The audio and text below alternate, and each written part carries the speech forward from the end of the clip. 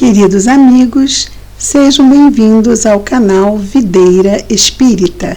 Meu nome é Cristina Brito e este é o programa Gotas do Evangelho.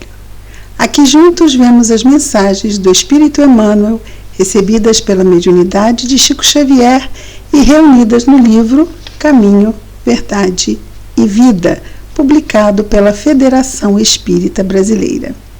Antes de começarmos a mensagem de hoje, vamos fazer aqueles nossos 4 lembretes. 2 que apenas uma vez é preciso ser feito, que é se inscrever no canal do YouTube, mesmo que a gente assista pelo Facebook. A gente pede para que as pessoas se inscrevam no canal, cliquem no sininho, porque isso ajuda a que o YouTube dê maior relevância e sugira mais pessoas que buscam o mesmo tipo de conteúdo na plataforma do YouTube, esse nosso canal. E também aí a cada vídeo, se puderem curtir o vídeo e se acharem que é bom para um amigo compartilhar ou para todos os amigos, nós também agradecemos. Lembrando que nós temos um outro programa agora, não é? O Boa Noite, que nos prepara para o momento do sono. É um programa onde não fazemos comentários para não excitarmos o pensamento.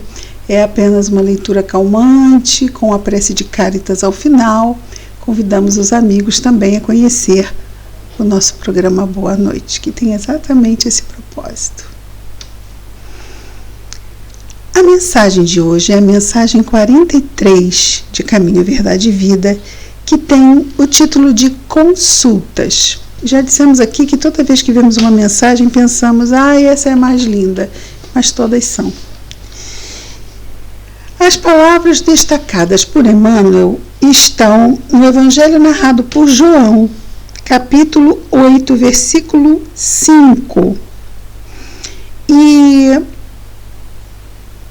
Jesus está sendo perguntado pelos homens do templo que estavam para apedrejar uma mulher adúltera.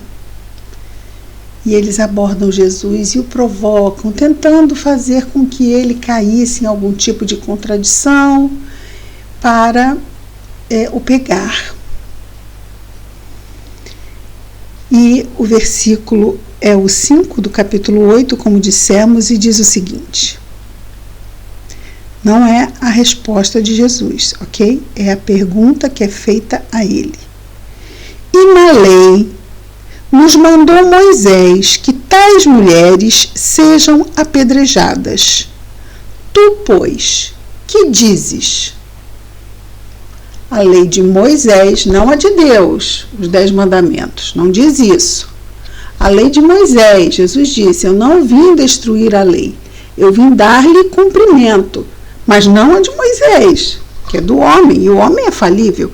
Jesus veio em missão divina, para dar cumprimento à lei de Deus. Então, havia ali uma intenção de fazer com que ele fosse contra a lei de Moisés para aí ser atacado. Daí a pergunta capciosa, vamos dizer assim, não é? E nós sabemos que Jesus, como sempre, foi de uma sabedoria. Mas vejamos o que o nosso Emmanuel nos diz, comentando este versículo.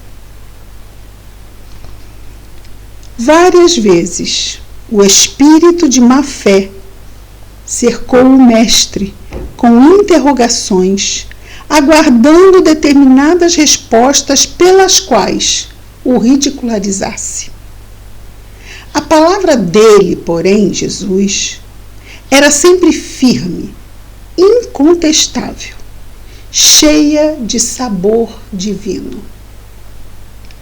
Referimos-nos ao fato para considerar que semelhantes anotações convidam o discípulo a consultar sempre a sabedoria, o gesto e o exemplo do mestre. E quem é o discípulo? Nós, não é? Nós nos colocamos como discípulos sempre que nos aproximamos de Jesus para aprender com ele e utilizar suas lições em nossas vidas.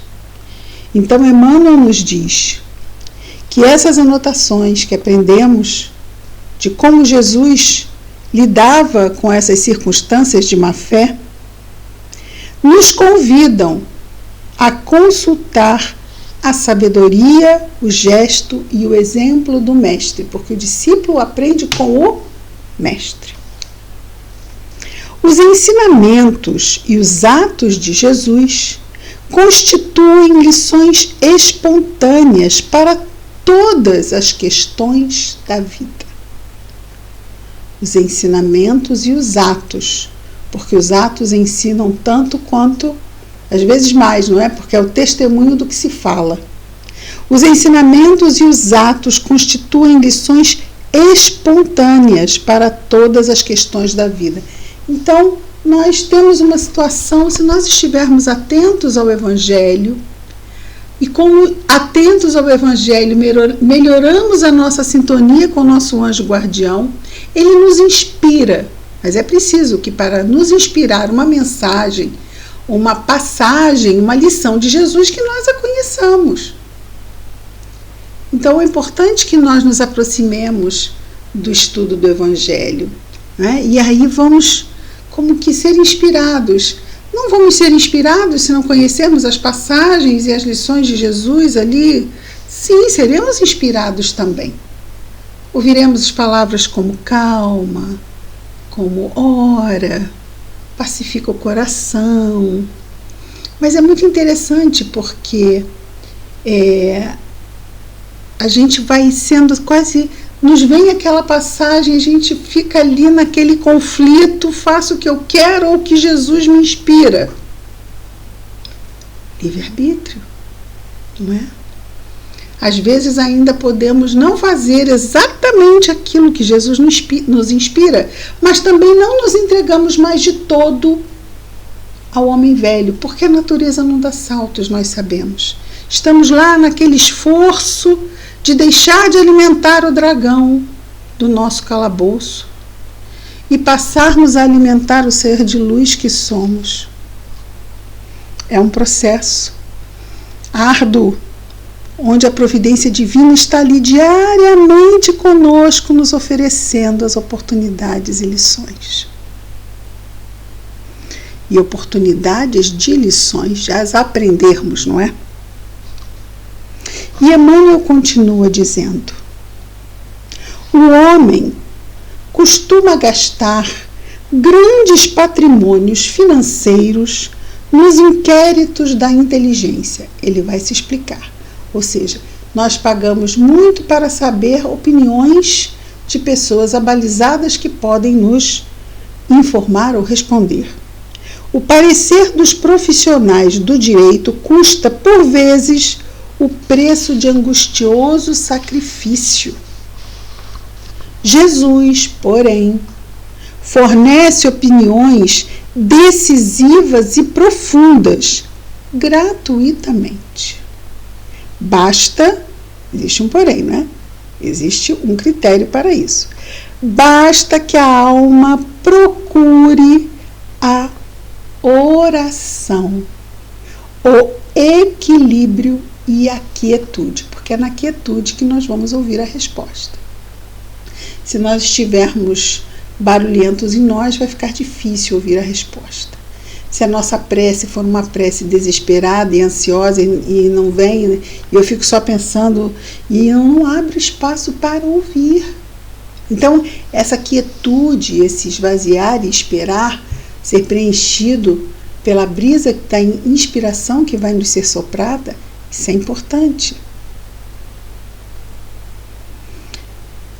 Basta que a alma procure a oração, o equilíbrio e a quietude. Ela não vai achar exatamente, mas não está dizendo que ela vai achar, está dizendo para ela procurar. O que Jesus disse? Quem procura, acha. Então a gente já fica preocupado em achar. Ele não está falando para a gente se preocupar primeiro em achar. Primeiro precisamos nos ocupar e não preocupar. Nos ocupar em procurar. O achar vai vir como consequência.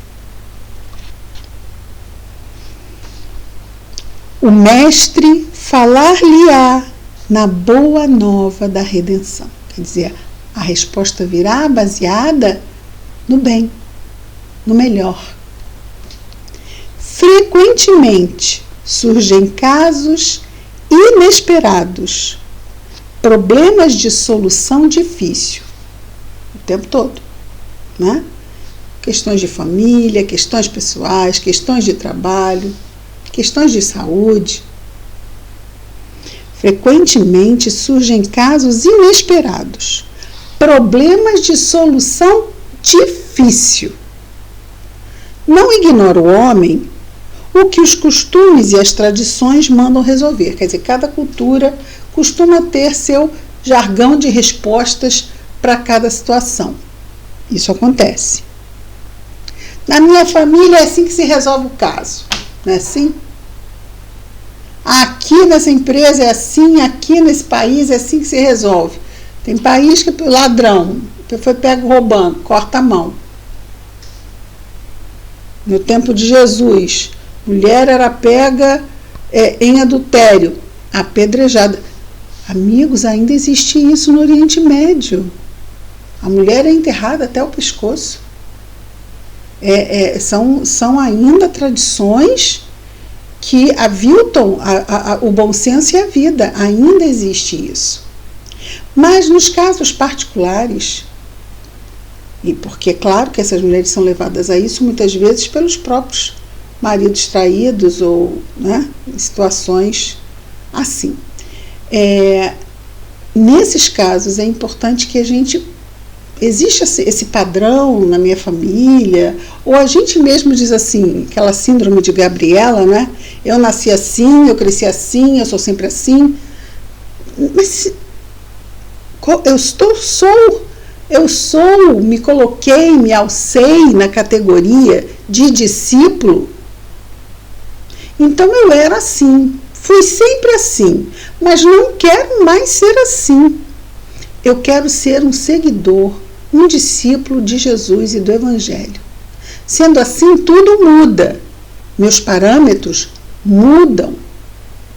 E eu escolhi isso. Eu escolhi mudar. E aí, claro que estou mudando parâmetros e padrões, e isso custa muito, porque os padrões, esses parâmetros são muito rígidos, estão há muito tempo e tem uma força, a força do hábito, a força do tempo, e precisamos romper isto. Muita perseverança, muita determinação, seguir Jesus. Ah, mas eu vou ter que fazer isso, eu vou ter que fazer aquilo, ok, no início eu não vou fazer 100%, vou começar com 20, 25, 27, 30, 32, e assim eu vou, pouco a pouco, mas determinado. E ninguém vai fazer o trabalho pela gente. Situações vão vir para tentar nos impedir, para que a gente não faça aquilo que a gente decidiu que ia fazer. Eu quero mudar. Ah, mas é tão difícil. Isso já mostra que a minha vontade já está começando a dar para trás. É difícil, mas eu vou perseverar, porque eu decidi e é isso que eu quero. E ninguém nos detém nesse sentido. Diz no Livro dos Espíritos, não há arrastamento suficientemente forte diante de uma vontade firme. Paulo fala dos joelhos desconjuntados. Então, as lutas vão vir e vão nos abater no sentido de cansaço, mas nós sabemos que estamos lutando pelo caminho que é certo para nós, que é justo para nós como filhos de Deus que somos. Merecemos isso, merecemos crescer, merecemos a luz, porque somos filhos da luz, a luz está em nós. Basta que trabalhemos para que ela brilhe. Difícil demais, leva tempo, a beça. Mas tudo está aí para nos ajudar no nosso trabalho. Temos vários fatores também para nos atrapalhar. Mas tudo posso naquele que me fortalece. O universo trama a nosso favor. E Emmanuel continua dizendo: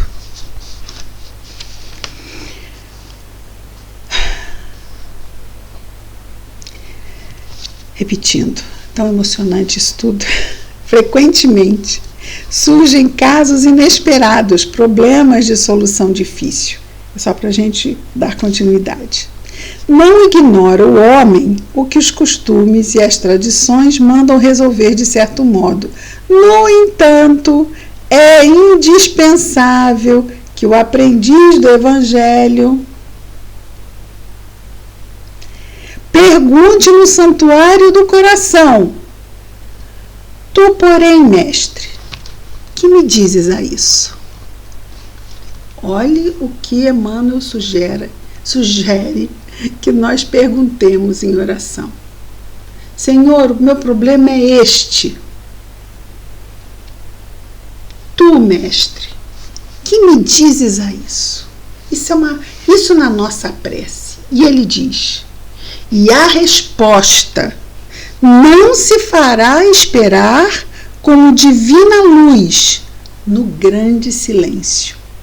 Daí essa quietude que a gente precisa fazer, esse silêncio interior, para que a resposta venha. E ele diz: certo vem. Fazendo então a pergunta: tu, mestre, que me dizes a isto, do meu problema? A resposta não se fará esperar, como divina luz no grande silêncio. Não é verdade que uma é melhor que a outra? Todas são igualmente maravilhosas, mas como a gente está envolvido pela energia da mensagem, né? É muito rico, é muito maravilhoso e causa borbulhas no coração de alegria, de tanto amparo, de tanto amor. E de estarmos aqui, somos cercados de tanto amor. Nos envolvemos muito pelas lutas, mas é bom que nesses momentos a gente se permita a sentir a quantidade de amor que nos envolve. Vamos orar. Jesus, Mestre amado, farol de nossas vidas, médico de nossas almas, obrigado, Senhor, por mais este dia. Fortalece-nos, Senhor, em nossas lutas, inspira-nos em nossos problemas e desafios, para que te busquemos em prece, Senhor, a fim de te ouvir. Ouvir teus conselhos, ouvir, Senhor, teu carinho e teu envolvimento, sentir. Ajuda-nos, Senhor, a fazer esse silêncio tão difícil dentro de nós. Abençoa, Jesus, a todos nós, e em especial nossos irmãos de humanidade que estão em sofrimento, na carne ou já fora dela. Ajuda os doentes e desvalidos, as crianças abandonadas e os velhinhos abandonados. Abençoa, Senhor, aos que abandonam. Dá a esses corações o arrependimento. Que a tua paz, Jesus, permaneça em nós. Obrigado, Senhor. Graças a Deus.